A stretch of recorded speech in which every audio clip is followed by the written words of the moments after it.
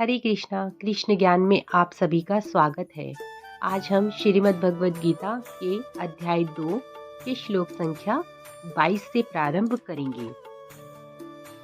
वसंसि जीर्णानि यथा विहाय नवानि गृह्णाति नरापराणि तथा शरीराणि विहाय जीर्णानि अन्यानि संयति नवानि देहि। अर्थात जिस प्रकार मनुष्य पुराने वस्त्रों को त्याग कर नए वस्त्र धारण करता है, उसी प्रकार आत्मा पुराने तथा व्यर्थ के शरीरों को त्याग कर नवीन भौतिक शरीर धारण करता है।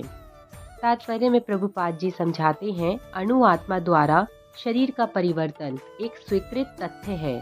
आधुनिक विज्ञानी जन तक जो आत्मा के अस्तित्व पर विश्वास नहीं करते, पर साथ ही हृदय से शक्ति साधन की व्याख्या भी नहीं कर पाती, उन परिवर्तनों को स्वीकार करने को बाध्य हैं जो बाल्यकाल से कुमार अवस्था और फिर तरुण अवस्था तथा वृद्धावस्था में होते रहते हैं।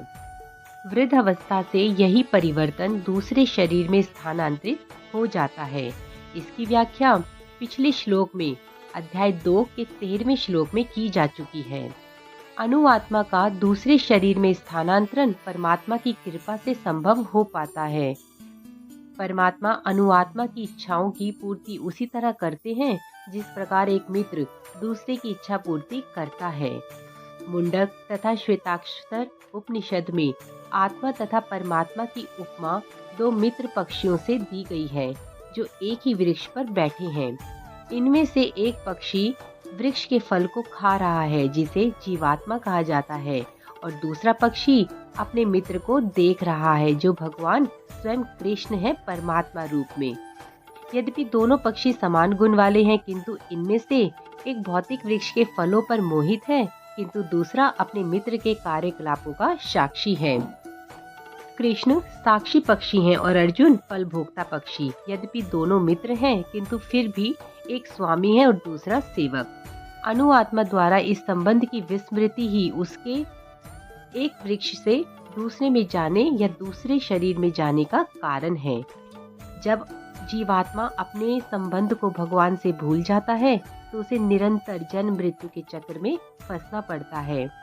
जीव आत्मा प्राकृत शरीर रूपी वृक्ष पर अत्यधिक संघर्षशील है, किंतु ज्यों ही वह दूसरे पक्षी को परम गुरु के रूप में स्वीकार करता है, जिस प्रकार अर्जुन कृष्ण का उपदेश ग्रहण करने के लिए स्वेच्छा से उनकी शरण में जाता है, त्यों ही परतंत्र पक्षी तुरंत सारे शोकों से विमुक्त हो जाता है। यद्यपि दोनों पक्षी एक ही वृक्ष पर बैठे हैं, किंतु फल खाने वाला पक्षी वृक्ष के फल के भोक्ता के रूप में चिंता तथा विषाद में निमग्न है। यदि किसी तरह वह अपने मित्र भगवान की ओर उन्मुख हो जाता है और उनकी महिमा को जान लेता है, तो वह कष्ट भोगने वाला पक्षी तुरंत समस्त चिंताओं से मुक्त हो जाता है। अब अर्जुन ने अपना मुख अपने शाश्वत मित्र कृष्ण की ओर फेरा है और उनसे भगवद गीता समझ रहा है। इस प्रकार वह कृष्ण से श्रवण करके भगवान की परम महिमा को समझकर शोक से मुक्त हो सकता है। यहाँ भगवान ने अर्जुन को उपदेश दिया है कि वह अपने पितामह तथा गुरु के देहांतरण पर शोक प्रकट ना करे, अपितु उसे इस धर्म युद्ध में उनके शरीरों का वध करने में प्रसन्न होना चाहिए, जिससे वे सब विभिन्न शारीरिक कर्म फलों से तुरंत मुक्त हो जाएं। बलिवेदी पर या धर्म युद्ध में प्राणों को अर्पित करने वाला व्यक्ति तुरंत शारीरिक पापों से मुक्त हो जाता है और उच्च लोक को प्राप्त होता है। अतः अर्जुन का शोक करना युक्ति संगत नहीं था। हरे कृष्णा।